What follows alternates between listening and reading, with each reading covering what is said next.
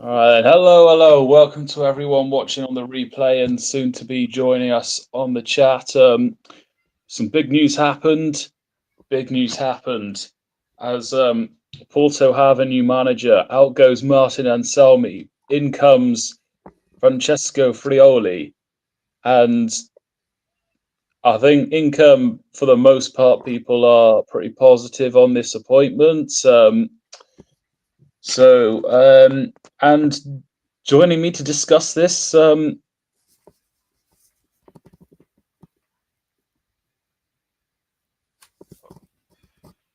think my oh sorry I think it might be in a freeze on the sorry. Yeah, it's Oh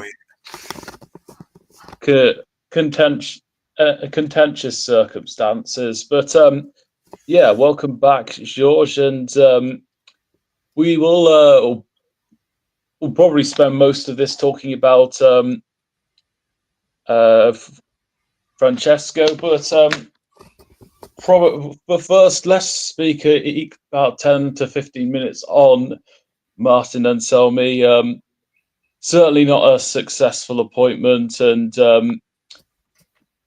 I'm going to let you speak most on Martin and Selmy, as you've got a lot to say about him. But for me, one of the the big things when it comes to keeping or sacking a manager is does he improve the players? And I think one of the big factors is me not wanting him to stay is the fact that apart from Rodrigo Mora and the wing backs, no, I can't really think of a player that's really improved under Anselmi. And then not making the most of a bad situation is also another thing. He seems like he's lost the dressing room. He came in, first result being a 1-0 win against Maccabi Haifa, which I think Porto should normally be winning by 3, but got the win through to the Europa League knockouts. But then against Roma, you think a win at home and a draw away. But what ended up happening was our win turned to a draw and our draw turned to a loss. And whilst things seemed okay in general, by the time March, April came around the corner, things were going very, very bad. Um, but whilst there were a few good points from him, I think overall we needed to make that change, especially with what then unfolded in the Club World Cup. Already 3 minutes in, George, how do you reflect and assess on Martin and Selmy? basically almost agree with everything you basically agree with everything you said. Is I just think we had a so we we're struggling a lot on the before we came, we're struggling a lot on the Vitor Bruin, and we just felt like the change was needed there because there was no style of play, there was no identity. So we thought, okay, we're getting this Argentinian manager that thought that he was. Dude, he did pretty well at Cruz Azul, and he had like an interesting, seemed like a fiery personality, like interesting kind of bravado to him. And we thought, yeah, and then we knew he played a back three system, which in hindsight didn't fit because one, Porto never really have really much played a back three in our history. So bringing in the manager in hindsight that played that kind of system, don't think it was the best idea. But then, yeah, and then he started off quite slow, as you said, and then and then the one result where I thought I saw something was the Sporting draw at home. Well, we was it 1-1 or 2-2 where we quite 1-1. yeah 1-1 and we I thought for a lot of the game we played quite well. There was some nice passing patterns. I feel like we played with that kind of Porto aggression, and I liked it when Fabio Vieira scored the equalizer. And then he was like celebrating with a lot of I passion believe and it was Danny yeah. that scored. Oh yeah. So yeah, we thought that I thought I could see something there. But then as the games progressed, we got knocked out of the Europa League and we got battered by Benfica for 1 at home, which we had already got battered by Vitor Bruin 4-1 before he came. So then that then left a sour taste in our mouths. And as you said, like Rodrigo Mora was the only player player that really showed anything. He just went on a crazy run where he, to be fairness, he only started his main games were with Anselmi, but he still started going on a crazy run, scoring goals, assists. So he's the only player that showed something. And I think the biggest tell of Anselmi's reign was the decline of Samu as well. Well, we've discussed it before personally, but Samu before Anselmi came was banging goals on the Vitor Rune. And even though we struggled, like when the Vitor Rune, Samu was still banging in goals and like scoring. But on the Anselmi, just didn't mesh with him. It just started declining. He wasn't really in games, not really playing well. So yeah, overall, and I think Club World Cup, that was it. Like, there's just no point going into a new season where the manager's not really shown anything, because what we're going to do, we sack him after 8 games, and we have to start again and get a manager that's probably not what we want. So overall, I think it was the right decision. And effectively, what Benfica did with Roger Schmidt, and what you also don't want to do is what Man United did last season, which was they backed Eric Ten Hag to the point that not only did they get players to fit what he wanted to do, but they structured the coaching staff around him, and even that failed. And with someone like Anselmi, whose first European job is here, then that's not only a recipe for potential disaster, but also something that's going to be hard to recover from should this go wrong. So that as well. But anything more on Anselmi? I gathered you did have a lot to say about him. Yeah, and just effectively, just didn't work out. I just think like the style of play as well, like as we touched on as well, just it just refusing to change from those principles as well.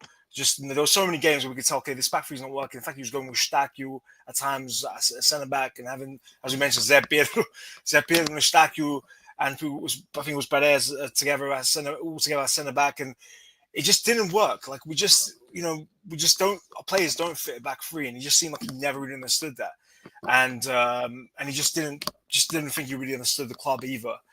So yeah, and I just think ultimately it was a risk, as you say, bringing in a manager from Argentina, from Mexico, that was managing in Mexico, that really didn't really have any European experience, and he's still relatively new to management. I'm pretty sure he had only been managing for a few years at most. So bringing into a club like Porto with the expectations where we have to win the league every year, we at least have to be close to. Like before, it was only before last season in the Sergio, but before the last season in the Sergio, we had finished at minimum seconds for a good few years, and we had a culture of winning trophies almost every year. Even if we didn't win the league, we're winning trophies. So ending up trophyless as well, ending up with a trophy apart from the Supertaça, and also just showing nothing. If even with this season, where if it was not for Braga kind of capitulating at the end, we could have finished fourth.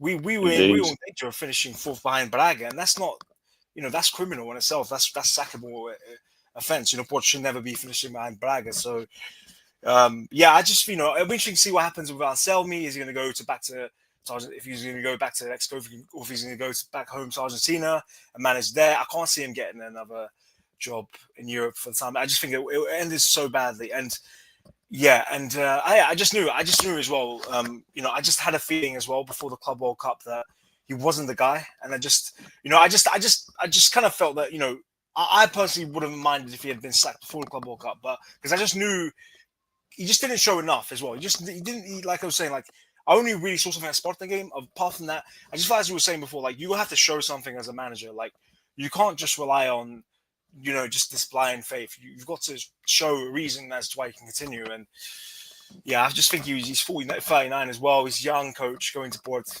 I just think, and obviously Farioli is also quite young. He's 36, but he's got a bit of that. He's got more pedigree as a manager. He's got a bit more experience, and just don't think he was ready for the jump. And he just seemed very stubborn in his ideas.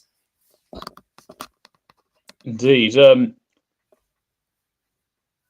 I mentioned the wing backs being like the only other players that improved under Anselmi. To be fair, João Mario his game seemed to improve playing at right wing back, and Mora, I think, also did do well, and it seemed like a all right fit on the defensive side when you had like Perez, Otavio, and then later Marcano was going to be joining. But once the defense changed and you saw Zepedro in there and eventually Eustachio, it got very shambolic. But we will go over to Francesco Farioli, a young manager, as you said, 36 years old, has had experience, including at someone at Nice and Ajax most recently.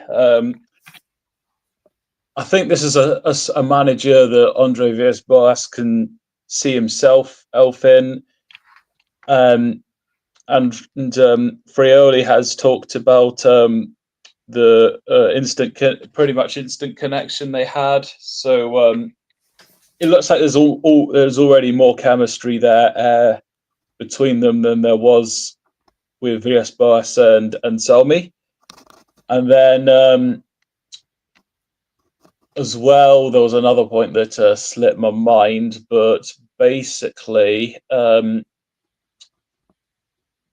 I do think this is an appointment. Oh yeah, basically, we probably don't have somebody on the other side of the argument to necessarily debate this. At the moment, I'm closer to on the fence, but at more or less as all for this appointment. My general thoughts is that the way that they lost the title, Ajax lost the title last season, wasn't good at all, but doesn't necessarily mean it will happen again. And also, what I see from Frioli is he's going to at least take us from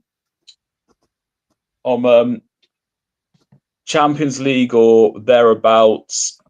I think we're definitely going to be back in that conversation. As for challenging for the title,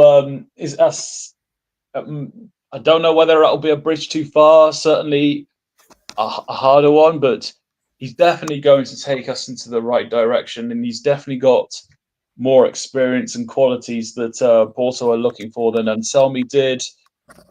But I know you're very much for this appointment. Sell me on why you think this is Farioli's a great appointment.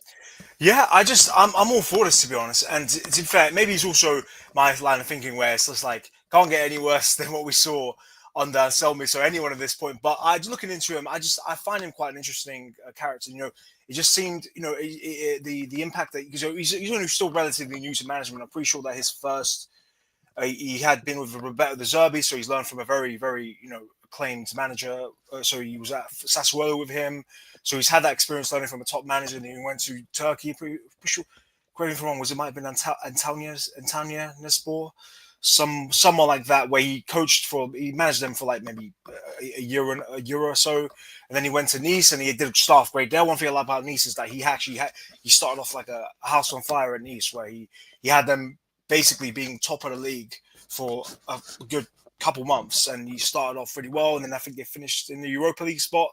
So, and it just seemed that he's kind of new to management. He just really only managed before in Turkey, came to Nice, kind of started off a house on fire, and kind of was challenging for a little while that dominance of PSG, because they won the league. Like they kind of had a Man City style dominance in the Ligue 1, where I know Lille won it a few years ago, but they've pretty much won it every year. So I think the fact that he kind of was making people think that they could challenge him, and then with Nice that aren't really a team that win the Ligue 1, and then he went over to Ajax, which is still a big move for him, still a massive jump, and they saw something in him as well to give him that job. And one really crucial point with Ajax that I think is kind of very similar to us is that first off, it's two teams that have very similar European heritage. You know, two teams that have won the Champions Yeah. League, that have won European trophies, and that have that European recognition about them. Ajax is a massive club, massive institution, similar to Porto, and also two clubs that are very similar positions. Like Porto, probably in the worst period in history. Ajax has been a joke for a couple of years. Before Farioli came, they were finishing fifth. They finished fifth the season before.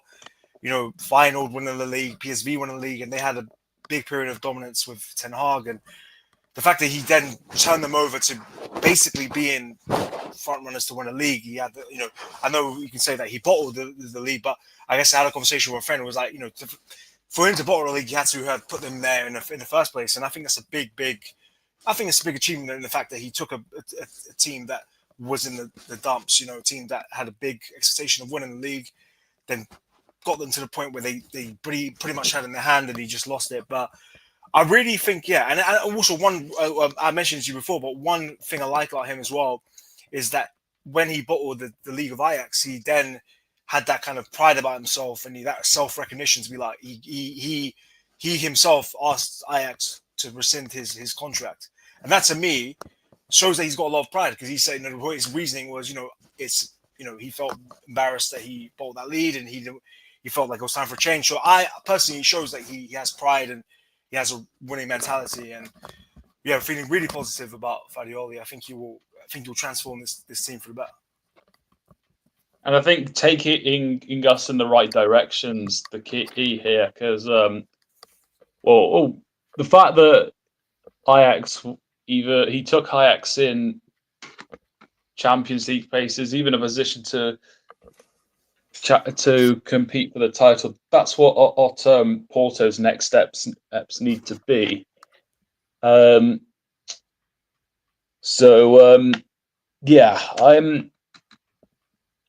I feel a bit silly and haven't really searched up on his style of play. Have you looked much into that? Yeah. So from what I gather, I haven't seen too many Ajax. From what I've gathered from looking into how he plays, is that he's one thing I like, that he seems to be quite tactically adaptable as well. So from what I gather, he plays quite high possession football, that kind of football that we want to play. So high possession, high intensity, especially in the league games. And obviously in no Champions League games, we have to adapt. And in these Champions League, Europa League games, we have to be a bit more defensive minded at times, depending on the opposition. So at Nice, it seemed that he had a very gung ho approach, high intensity. You know, everyone forward. But it seems that when he actually was at Ajax, he then shifted his approach. He actually started to be a bit more flexible and started to be a bit more like focused on solidity. I'm pretty sure Ajax actually had the best defensive record in the league at one point under him. So then he actually changed his approach. So that's one thing I like, and that's one thing I really appreciate us doing differently from what we did with Anselmi. Anselmi is, I'm playing a back three, I'm going to play my way. That's it. No matter who the opposition is, we're playing Arauco or Benfica, I'll play the same way. Whereas he's going to play differently. And this is what we need, you know, against these Araucas and against these Alvercas and all these smaller teams in the league, we can play a bit more high intensity and high possession football, and we want to see a really aggressive style against Sporting Benfica, but we have to adapt in these games as well. We have to recognize the quality when we're playing against Sporting Benfica and Braga, and especially when we're going up in the Europa League, we're playing teams like Roma, playing teams like who's going to be in Aston Villa and Crystal Palace, and we're going to have to really change our approach to how we play in the league. So that's really one thing I like. And on the Serge, we used to have seen that garra, that, you know, as we said, the garra of, you know, high pressing, high intensity work rate, and it seems like he has that as well. And, you know, having us that kind of seeing that kind of Porto again, because we didn't see it on the Anselmi and on the Vitor Bruin. So that's a real positive change as well. Yeah, that and another thing you hinted at, adaptability. That's going to be key. He's definitely, he comes across like he's got the energy to galvanize the dressing room. So what we also do know is that Arvio, Marcano, will not be with us next season. Vieira has returned to Arsenal. We don't know necessarily if Porto are going to make a move to try and get Vieira back, but we shall see on that matter. I guess another thing is, what are your kind of early expectations of Francesco for this coming season? Yeah, I just think early expectations. I just want us to see us playing in that kind of that intensity. I just want us to see it Porto with like what kind of signals were we first off. What signals we had with Sergio when we played that guy that high intensity, controlling games a bit more. Show just because for this past year the football's felt very flaccid. It just felt very just nothing there, you know. But I just want to see a bit more intensity. Want to start off the season off, hopefully winning first few games, starting off with real positive start, and yeah, just seeing a bit more of an identity, just seeing. I just the first 10 games or so, I want to identify how he plays. I just want us to show a bit more cohesion how we play. It just feels like we're kind of going through the motions in a lot of games, and yeah, just taking it to teams as well and just playing with that intensity is what I want to see. And yeah, I just hopefully we just start off with a house on fire as well. Starting off with in the first few games, we can really start to see some hope for the season, and just wanted to see us in a position where we could compete. You know, I want to start the season seeing okay, won the first few games, playing with real cohesion, playing as a unit. We can see a style of play. I can see us maybe compete for the league. I just want us to see that we could compete for the league early in the season, and yeah, and you know, also yeah, and now we're just getting the new signings in. You know, really liking. Apologies if you want to lead up to this, but you know, really liking some of the links that apparently we're also close to signing. You know, guys that Borja signs from Norwich, which I really think is a great signing. Want to see some signings in, and then when we get into the season, just off like a house on fire, just seeing identity. Love that. So the fixtures also recently came out, and Victoria Guimaraes at home, which that's going to be. You know what that's going to be? That's going to be a bit of a test for Farioli, because Victoria Guimaraes is probably along with Braga, the only the only other team outside of the top three that could like compete in most of the other leagues in Europe. So I think that's going to be a positive way to start and even really test this team. And then we do have some games we're expected to win, and then we've got to end the month away at Sporting CP. So what are your like kind of early thoughts starting in August? Yeah, I think it's going to be very. I think yeah, I'm looking at the fixtures now as well. I think it's going to be quite difficult. You know, Vitória, as you said, very tough game. I remember going to the Porto Vitória game the season before last, and you know Jota Silva from Nottingham Forest, Yes, he scored and they won 2-1. So that's a very tough game, and that was at home as well in the Sergio. So that's going to be a very tough game, and you know, especially being and a they North got a man. draw or at Porto under Anselmi. Yeah, exactly. And so that's always Vitória is always a very difficult game, home and away. So I mean, in terms of expectations, yeah, I think you'll be sent away still tough, but I think we can beat them in Casapia. Third game, I think we could beat them as well. But yeah, Sporting now, you know, on the Sporting, it's going to be very tough. I'm hoping now with the loss of Diomand as well to Crystal Palace, which looks like it's going to happen, and Joker is now basically on his way out to Arsenal. I've wanted this guy out. Joker is out of the league for time now. I'm glad he's finally going. So glad we don't have to deal with that monster scoring 100 goals in 2 years. You know, and you know he really did change. Funny enough, you know, when people, I don't know, Amorim deserves a lot of credit for what he did in Sporting. He really transformed that club. But you know, it's you know, Jokeres also did change their fortunes a lot because they finished fourth the season he came, and then they won twice in a row. So yeah, I think losing him as both as well could be maybe working our favor, especially if we start getting if those new signings, like if we get some of the guys that we're linked to and they hit. Yeah, I'm expecting personally, if you ask me as well, what points that I can maybe see us getting.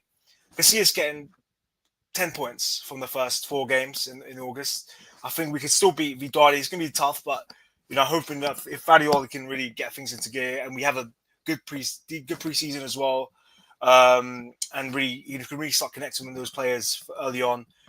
See no reason why we can't get 10 points. Sporting is the only one that I don't think I can't never really say that we're going to beat Sporting away because we don't really have a good record at the Alvalade, especially not in the from the 2020 on the Amaring and since it's never really been a good record. So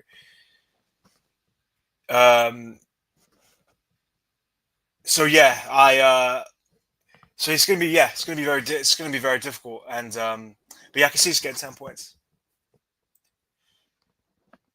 and I think there might have been a.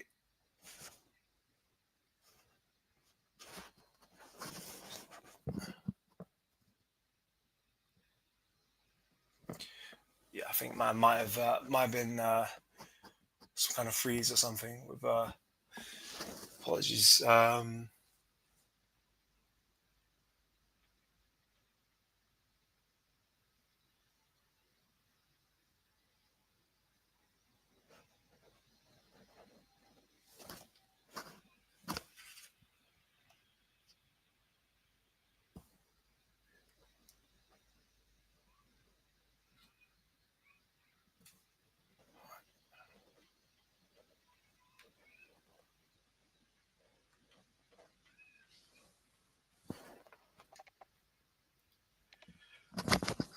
Finally back. Yeah. Hello, Matt. I was going to mention the last few words that I heard from you, but I'd kind of forgotten what I'd said. So never mind on that front. But yes, definitely a boost and going to be a not ice test. Now, something you talked about earlier was the lack of trophies from last season. Even the one Porto did win, that was under Vito Bruno. So, as like a early unofficial predictions or expectations for a first season, what do you reckon Farioli is? What do you think's he's likely to do in the league, the Taça de Portugal, the Europa League? I suppose that you could also bring up the Taça de Liga as well, even though it's a less meaningful competition. But I'd say just give like a rough idea here for some of the fans where how far you think he should be taking Porto in this Yeah, competition. yeah, for sure. To be fair, first impression that I do really hope that he can take us close to winning the league. That would be for me. That would be the pinnacle. If he can win a league in his first season or gets close to winning it, that'll be fantastic. But in terms of being realistic, because I know squad wise a lot to do. If we can get the players, it also depends on what we do in the transfer market, right? If we can get some quality in, if we can get some of the guys like I mentioned before, like Borja Sainz, and we're getting this Perpich guy, this new centre back as well. If we can get some decent quality in and look like we're a squad, we're the centre of the squad that could win the league, then the expectation will change. But in terms of right now, in terms of before we've really done enough in the transfer window. First, I'm going to say, and obviously being his first season in a new country, still doesn't even speak the language, right? So I think if he can win us one of the cups, if he can win us the Taça Dual, if he can win us the Taça de Liga, if he can win one of those, get us competing for a decent chunk of the season, so maybe till March or April, get us looking like a strong competitive squad that could, at least in the second season, then win the league. That would be good. And then a good one would also be, if you can win the Taça Dual, maybe also get us a decent run in the Europa League. Like, quarterfinals or even I know now this new format, there's the last 32 and last 16, but yeah, if Portland's decent run in Europa League, one of the Dasers looking like we can compete, because then second season is where the real sensation I think will start to come. If you can build an identity, get us looking solid, and in that 2026-27 season, that's when the expectations will start to win the league, because we want to win that 31st as soon as possible. It's going to be 4 years now since we've by the time the season ends, it'll be 4 years since we've won the league. So it's a lot of time for Porto to not win the league. So, but yeah, I just want to see a competitive identity in this first season. Indeed. A lot to look forward to, and I think what we're at least going to see is a very good and promising start for him, even if he doesn't take us over the line first time round, and certainly an upgrade in the Europa League run and the league. But it feels like we're coming to the end, or at least I don't have a lot more to add. Any other thoughts from your end? Yeah, I was going to say as well. I forgot to mention at least one point about Farioli that I'm hoping isn't the case, because I really like the way he speaks, and I really kind of like his ideas. I like the way he was speaking in I present the song, and and I like he just seems like an impressive guy. So I hope this works out, because one maybe factor that could be a bit of a concern is his turnover rate. So he was at Nice, only lasted 1 year, and then he only lasted 1 year at Ajax. And I'm pretty sure that obviously it was for the reason I mentioned, that he was embarrassed with the loss, but he also fell out with the board as well. So it seems like he's got a good initial relationship with Villas-Boas. Seems like they have a good connection, but I'm hoping it's not a case where it's just he continues that run and he leaves midway through the season or the end of the season. I'm hoping this. We want a stability as well. We had 7 years of stability with Conceição, and some people might say that maybe he stayed a bit too long, but he had a great 7 years of Conceição. I think we need maybe at least a semblance of stability back again with a new manager. So I'm hoping he doesn't continue his. So hoping that doesn't happen again with him, and I'm hoping that this time he sticks, and he has a great. If he wins us something as well, if he has a great time with us, and hoping it's going to be a stable, successful relationship. Indeed. If he is to do something almost as good as what Conceição did for us, then that would be brilliant.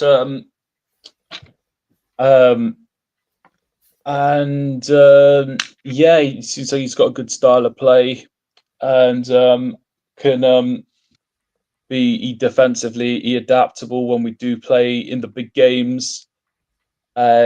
So yeah, and I imagine he's gonna improve a lot of these players that didn't progress under Martin and Anselmi. But it sounds like, I did get to watch a bit of the opening press conference, which seemed positive. The reason I didn't finish it was because it was a 25-minute video, and it seemed to be lagging a lot on the actual channel side. And trust me, I was looking at the video duration whilst these problems were occurring, or at least just after they started doing so. But seems good on that end. I think probably all we really got to wait for is him to start delivering. But any final thoughts? Yeah, I guess. Yeah, it's just gonna be so interesting to see what happens now. It's gonna be interesting. It's just a transfer window as well, getting that quality. I don't know much about this per pitch guy that we're gonna get, but I'm liking the profile. Young 21-year-old centre back, that back four as well. It'll be interesting to see if he goes in the front line. Looks like we're gonna get rid of Otavio as well, which there's a case that he maybe could have stayed, but I'm also not too that fussed about him leaving. So it'll be interesting to see if he can get to that starting lineup soon. if we can get some good, we need good attacking reinforcements, just good attacking reinforcements, a couple of midfielders as well. And yeah, just interesting to see what we do in this market. You know, just from the sound of it, it seemed that we had 70 million to spend before the at least before this was before the Club World Cup. So we had 70 million to spend. Hopefully that could maybe number can increase if we get a couple sales done with Otavio. So hopefully we really have a good transfer window as well. And yeah, we need to back this manager as well. You know, it's all good saying that, you know, like as much as I think he's going to be a great manager and I think he's going to transform us, this squad is rubbish. Like a lot of the team is rubbish and needs work, the serious work. So, and you know, and for him to be successful, he also needs the tools as well. So yeah, it's gonna be interesting to see what we do. We just need to have a great preseason, have a great transfer window, really go with a positive mindset because you know we're Porto and now you know weakening of our rivals as we've seen both for Sporting losing Jokeres, that's going to be very difficult for them to replace. Losing the Oman, very difficult to replace. And Benfica as well, you know, losing Carreras and you know, they might lose Koksu. So this might be an opportunity for Porto to finally attack the season and hopefully bring that 31st trophy home, you know? Yeah. Hopefully. But yeah, looks like we've come to a good point to round off there. Thanks for those who currently watching. For those watching on the replay, do leave your thoughts on the new appointment, and you can also dish some thoughts in on Martin and Anselmi.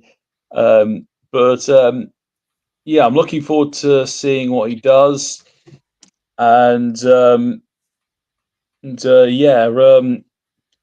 If you consider your Twitter a public thing, and you are happy to have more interaction, where can the viewers find you, George? Yeah, so it's at George Andrade 95, so all in one. So George Andrade 95. So we're George of a J, so JORGE Yeah. Andrade 95. Yeah. And then I sometimes, you know, I speak about Porto as well. I swear Everton's my English club, so sometimes I speak about Everton. So yeah, feel free to follow and yeah. Yeah, so great. Yeah, so hope you enjoyed the talk, and as I said, leave your thoughts. And until next time, for Porto. For support. For support.